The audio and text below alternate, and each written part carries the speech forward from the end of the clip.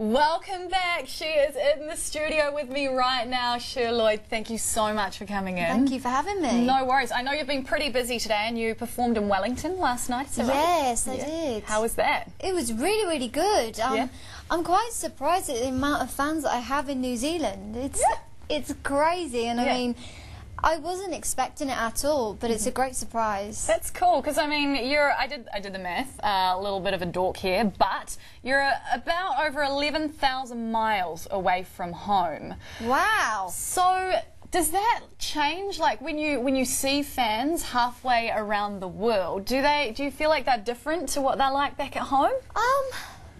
Not really, no. No? I think my fans are quite similar in the way that, you know, they are able to speak to me and they communicate with me in a certain way where they feel like they can just come over and chat to me, and it's whatever, because I like to make them feel like, hey, I'm Cher and I'm just a normal girl. And that's something that you encourage? Yes. Yeah. So during your live performances then, with that in mind, do you like to joke around with them and have a bit of a chat while you're singing? Well, definitely. I mean, last night when I performed in Wellington, I wore these shoes and they were not practical. Right. And I literally looked at one of my fans in the audience and I was like, I shouldn't have worn these shoes. Yeah. And I just like people to feel at ease with me and see that I may not be the perfect pop star.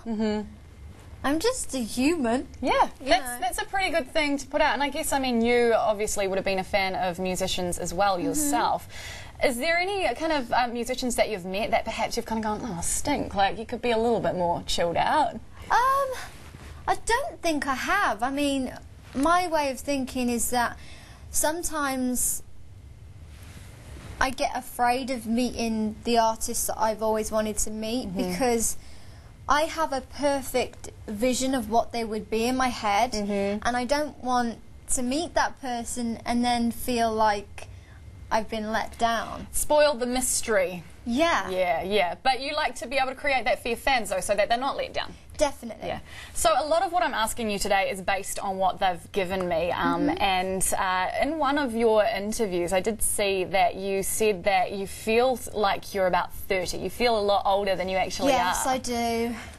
That's kind of... Oh, no. But Flea from the Red Hot Chili Peppers, we had a story before, he has celebrated his 50th. So what do you think you're going to be doing when you're 50 years old? 50 years old? I hope you don't feel that old yet. Well, I would obviously like to have had kids. I think that's something that's definitely important. Lots?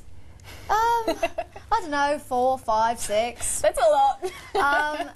But yeah, I just want to take a break when I'm about 50. But I think when you're about 50, when I'm about like 30 years away. I'm going to take a break. But no, like, I just hope that I'm a fun person. I mean, I'm not a goey-outy person as it is.